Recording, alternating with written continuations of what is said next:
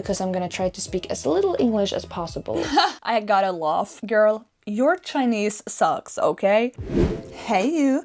Today we're gonna do something really fun. So before the first time I went to China, I recorded a video. My honest expectations before going to China. The good, the bad, and the culture shock. And I haven't really watched through that video at all since I made it. Now I've gone to China twice, so it would be really fun to see if I was correct. Was my expectations wrong? Was there any truth to it? You know what I mean? Because this is fun. This is like naive Ingrid before going to China. Let's start the video and see what happens. 你好，大家好, and welcome to this video where I'm going to talk about my expectations for my upcoming China trip. There is obviously going to be a lot of things that I'm going to experience. Things I love about China and things I don't love about China. It's good that I already here had lowered my expectations, because many people were like, you can't come to China with just all these positive expectations. I tried to lower them and be like, maybe there would be some things I wouldn't like, but I still went with a very positive mindset, and God, China delivered. So, what are my thoughts before my China trip? I am very excited, but to be honest, I am a little nervous for certain things. I'm not gonna try to hide the fact that I have so much expectations, and this is gonna be interesting. When I watch back at this video, will I still have the same feelings as I have now? We'll see. This is my expectations for China. I think it's going to be very technological, especially like Shanghai. I think I'm going to be blown away by a lot of things. I think it's going to be cool to go around and pay with my Alipay. Yeah, I was a little bit afraid when I went to China that my Alipay wouldn't work or my WeChat Pay. But hey, I brought cash, never used it. WeChat, cross the fingers, it works. I ended up just using Alipay. I think maybe one time I used WeChat Pay. Maybe, because they asked for it. I'm gonna bring some cash just in case, because this is such a new city. It's so many new buildings that's just been built the past, 20 years. I think it's gonna be very shocking for me to see such a newly developed city. Yeah, it's not a new city, Shanghai, but the last 20 years it has developed so fast, like so extreme. And it is true what I'm talking about, like it's so futuristic. I did not expect it to be like that. And when you go to the Bond, oh my god, I felt like I was in a cyberpunk movie. Yeah, it's very futuristic, so that was true. I also think that I'm gonna be very happy about seeing how clean the streets are and like how safe it feels, how things... It's very clean. Like, obviously, China is huge. They have areas where it's probably garbage around, like on the streets, probably. But in Shanghai, Hangzhou, and Beijing, I saw garbage on the street once. Not on the street, I went into a park in Hangzhou and someone had left a ramen noodle package or something there. One time. I think also they have many cleaning personnel, or like people, their job is to clean the streets. So yeah, very clean. I forgot to mention it here, but there were actually parts of China where people threw more garbage on the ground, especially at restaurants, expecting the staff to clean it up afterwards. For me, that was very weird, so I tried to not throw anything on the ground. But yeah, it happened. So it is differences between cities. I could be wrong, but that's my expectations. You were right. I also expect there to be a lot of security cameras. Me as a female traveler, I actually like it because I will feel more safe. I've always been wishing we had more security cameras in Norway. I know this can be misused and it's... So before we go into that, it is so true that there are security cameras everywhere. But I gotta be honest, one, you don't think about it. Like first you think about it like, oh, security cameras, that's good, it makes me feel safe. That's how I felt, because I was traveling as a female, alone in China. After a while you forget about it. It's not like you go around and think about it. That's maybe something you do if you come from a country that doesn't really have security cameras, and then you are like, oh my god, it's everywhere, I feel like they're watching me. But if you have nothing to hide, they're just there to kind of protect you.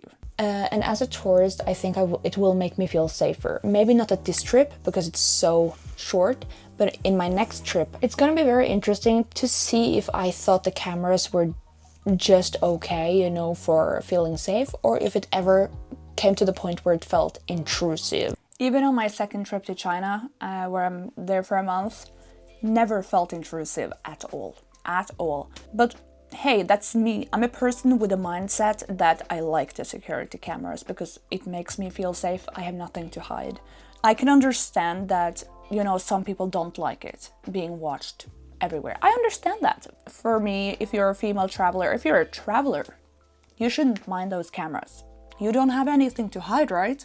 They're just there for your safety. One expectation I have is that I'm very, very, very excited to try the different foods. I have no clue whatsoever about like how Chinese food actually tastes. Some people say that Chinese food in China tastes completely different, and also China has a lot of taste completely different. Girl, the food I buy at China restaurants in Norway, it's always just like beef chop suey. I tried to explain that to my Chinese friends and they were like, what is that? Those dishes doesn't exist. Now I'm starting to question the term Chinese food because it's so different. You would have to say like, you know, Beijing style food or Sichuan food or different provinces food, because Chinese food, like it's could be anything, like it's so much, right? Different food in different cities. So I'm very excited to actually taste authentic Chinese food. I do expect the people in China to not be that good in English, especially the older generation. I want to try to speak as much Chinese I can, and I'm gonna try to use translation apps or prepare myself for conversations because I'm gonna try to speak as little English as possible. I think people are gonna... I gotta laugh because speak as little English as possible. Girl, your Chinese sucks, okay? You could not hold a conversation with anyone other than like, 你好，我叫 Ingrid. 你叫什么名字？我是挪威人. And not even that, people didn't even understand you saying Norway. And you could order a coffee, but other than that, like I had to put out my translation apps more than I wanted to. I felt very disappointed that I didn't learn more Chinese. But yeah, it's true, like most people don't speak English. Sometimes you'd be surprised. You go into a random park and then an uncle just comes up to you like, how are you doing? With like a perfect accent, and you're like, oh. There are people that can speak English very well, but most people don't. And especially on my second trip when I was more alone, you go to cities that's not Beijing and Shanghai. They don't speak English at all. Like you get surprised, like people my age don't speak English. You're gonna be a little bit better in English in Shanghai than compared to Beijing. I could be mistaken. I mean, probably in Shanghai more people can speak English. You go into any coffee shop in Shanghai, I think people speak English. Beijing, maybe not. Shanghai in itself is a mix between Chinese culture and the West, I feel like. But that's gonna be very cool to see how hard it's gonna be to communicate with people, but wish me luck. It wasn't hard. With the translation apps and everything, you will always get your point across. Plus, all the Chinese people, if you start to talk to them, they also put up like a translation app. Ooh, culture shocks. Okay, so let's talk about some cultural shocks that is going to be completely new to me. Okay, first of all, I've heard about the squat toilets. Huh? I've never been on a squat toilet before. So I haven't really looked into it because it's kind of fun to just experience it for the first time without like looking too much into it. But how I think it is that you just have a hole in the ground and you're gonna squat down and just do your business over it. Well, I'm so gonna try that. Okay, this is a funny one because before I went to China, like before I recorded this video, I didn't believe that squat toilets were still a thing in China. I'm gonna be honest, because I had a friend texting me, oh, you're going to China? They use these toilets still. And then he showed me like these squat toilets. And at that time, I'm gonna be honest, I thought that squat toilets were something in the past, more like before China became richer, you know. But now China has gone over to the Western style toilets, you know. That's what I thought. So I was telling him, no, that's not true. But then I learned before I went to China that it is true. And I also gonna explain that it has nothing to do with China living in the past, because I ended up always using squat toilets instead of the Western style toilets because I like them better. And That is maybe a surprise. Hear me out. When you are going to a public toilet, let's say Norway, sometimes it's disgusting. Oh my god, someone peed on the toilet seat. What is going on? You're gonna clean that up before you sit down yourself. You know, it's a mess. But in China, you can go in, it's a hole in the ground, and you just squat down and you're done. Like, you don't have to put your butt on a dirty seat. And to be frank, when you have so many people going to the toilet there, because it's so many people, it is, first of all, easier to clean for the cleaning personnel, so it's most likely more clean than the Western toilets. And it's just easy, you know? So I ended up wanting to use the squat toilets every time. And that's also why China still has the squat toilets. It's not like I thought something primitive, and I think maybe many people think like me. They look at like, oh, China use squat toilets, and they think, oh, they're living in the past, you know, it's so primitive. But as a matter of fact, squat toilets are really nice. I like them. Another thing that is totally different than in the West is that you have to bring your own toilet paper to public bathrooms most of the time, as I have understood. So for me, just having the thought of going around with a toilet roll in my bag or like some paper in my bag, it's not like you go around with a toilet paper roll. You can buy this small, think of it as like when you buy napkins, or not napkins, and you put it in your purse really easy. So no, Ingrid, you don't have to walk around with a toilet roll in your bag like I actually thought. Interesting. I mean, I'm not complaining, but I think it's something you're gonna get used to very quickly living in China. Yeah. But as a tourist, you probably forget sometimes. And I did forget it many times, more than I wanted to. Luckily, I had some friends with me sometimes that had paper, but suddenly you have to pee real bad. And people are very, very nice about sharing toilet paper. People, what I've heard, are more starey in China, like they look at you, and especially if you're a foreigner, I would suspect that they will look a little bit more at you than normal. Yeah, people will look at you. It's not that dramatic. Like if you go to Shanghai, people won't really look at you. They're used to foreigners. But if you go to places where foreigners aren't really that common, people will look at you. If you have a bad day where you feel kind of ugly, it could be a negative thing, right? You don't want people to look at you, but I think it's just flattering, but it makes your mindset a little bit different because you know people are watching you all the time, so it can be a little tiring. And the crowds, I expect. But I gotta just say, if you're a person that do not like that people film you without your consent, that people suddenly put a camera up in your face, you gotta be prepared that that's gonna happen. They don't mean to be mean about it, it's just they're curious. They maybe have never seen a foreigner before, and every interaction has been nice. But if you're really concerned about that, you really don't like it, maybe just go to Shanghai and Beijing for now. Or change your mindset a little bit, be like that's how it is in China. I personally do not have a problem with it, as long as it's meant nicely. I expect there to be so many people, and I'm actually not a person that likes that many people.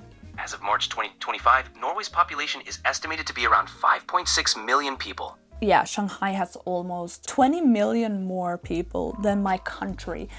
So there were definitely some times where it was too many people. On my first trip, I didn't really get bothered by it because it wasn't that bad. It was only the Forbidden City, maybe. I felt like, ooh, you know, I gotta get away from the main square, it's too many people. On my second trip I went to Datong, and we went to the Buddha that's carved into the mountain. I felt sometimes there that the experience got a little less pleasurable because of the big crowds, very many people. But I have been lucky, like most of the times when I have been in China and gone to tourist attractions and stuff, there haven't really been that bad and that many people, and China handles this very well. Every time there's many people, like the queue systems works fine. It never turns into chaos when I've been to China. I actually was in China during the national holiday, October 1st and all that, but I kind of took shelter in an apartment in the Zhengzhou. Didn't really go out. So yeah, that's gonna be interesting to see how I handle all the crowds, but at least I'm not traveling in the public holidays. I've heard that the Chinese is a little bit more direct. It takes a lot of time for us to open up and be direct with people. So I think maybe that's gonna come as a little shock if someone just says something straight out to me that I wasn't prepared for. They're maybe straight to the point, but I didn't really notice it. They're just so kind to you as a foreigner. There were like one time in Beijing I got yelled at by a lady. But I mean, that could happen in any country. Nah, I mean this direct. It's more that they're maybe just more honest. I'm not sure about this one. I don't have enough facts to either disprove this claim or prove it. Oh. So let's dive into the things that I am pretty sure or think that I won't like. That's exciting. This one is gonna break my heart, and that is the cutting in line. In Norway, I think we have a very, very strict rule of like staying in line. True, I think we're one of the cultures in this world where staying in line is like, it's so strict here. Like we're very, very good at staying in lines. So cutting in line, I've heard, hasn't really been a big thing in China. I think recent years, people say it's gotten better, but you know how it is. There's always going to be bad apples in every country. And I think this is exactly how to describe China's situation.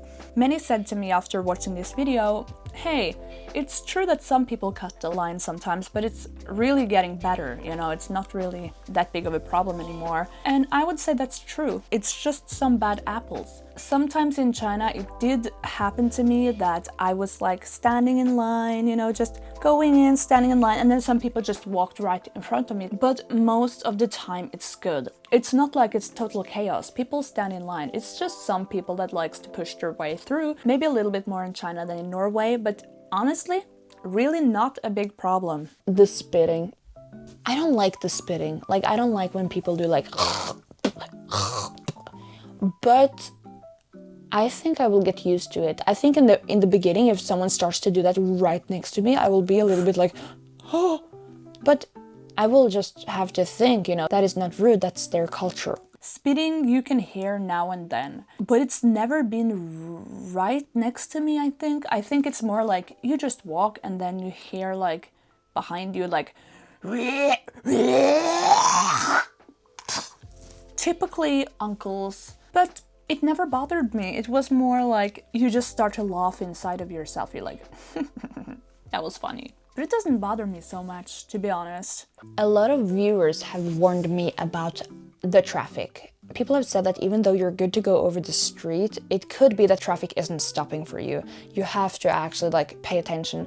So this is kind of true. Traffic can be a little chaotic sometimes, but it's not really what I thought. I thought maybe it was more cars too that didn't stop for you. Like you see the videos from maybe India or other countries where it's kind of like a scary game going over the street. But what you have to look after, it's the electric scooters. They don't always follow the law. They do a lot of weird stuff. When you're about to walk over because it's a green man, you have to look out for the scooters because they just, they don't care. But it's good to know because I am kind of naive, I would say, that I just think that the driver is gonna stop for... I very fast learned that I can't be naive and trust everyone in this country with the electric scooters, okay? I gotta look and know that they're not running me over. This one is gonna be very interesting for me. We have very good air quality here. I don't live in the big city, so going outside I can smell the fresh air, and I'm very excited to see for myself how that is in Shanghai and Beijing, because you know how it was in Beijing some years ago. But I have heard that it's gotten so much better the past years. China is really putting more effort into changing the air quality, especially in the big cities. But yeah, the air quality was interesting. My last day in Shanghai on my first trip, I could feel the air pollution in my throat. I could. I think that was a pretty bad day for Shanghai. So the air quality compared to Norway, obviously, is worse, but it's not really that bad as what you think when you have like seen the videos from before from China. Many days in Shanghai, many days in Beijing, it was clear blue sky. So I think it goes a little bit up and down in air quality, but overall air quality in China in general, not as bad as I thought it would be. So one of my expectations about going to China is that the arrival is going to be scary, because I've heard horror stories about people that wasn't prepared, they didn't have all the information they needed, something something happened with their phone, they didn't have a VPN, and therefore they were told to leave the country because they couldn't prove they couldn't give all the information they needed. I feel like I'm prepared.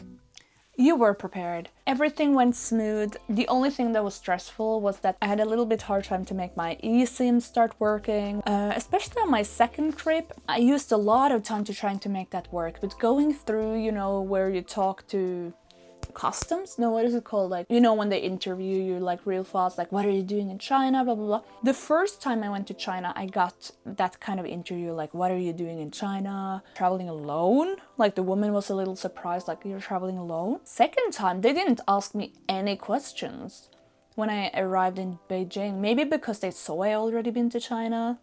I don't know, but they didn't ask me any questions. Really easy to get through, so do not worry about it, okay? But I'm not gonna lie to you guys, I am a little bit scared of like the VPN doesn't work, or they're saying like, oh, but you needed to do this before you came and you haven't. It's not that strict, okay? Not for me at least. Maybe if you have like a visa and stuff, but to me they were very like, it was very easy. Done it. I don't know. I just want to get into the country. Like, as I put my foot in China, I won't worry anymore, I promise.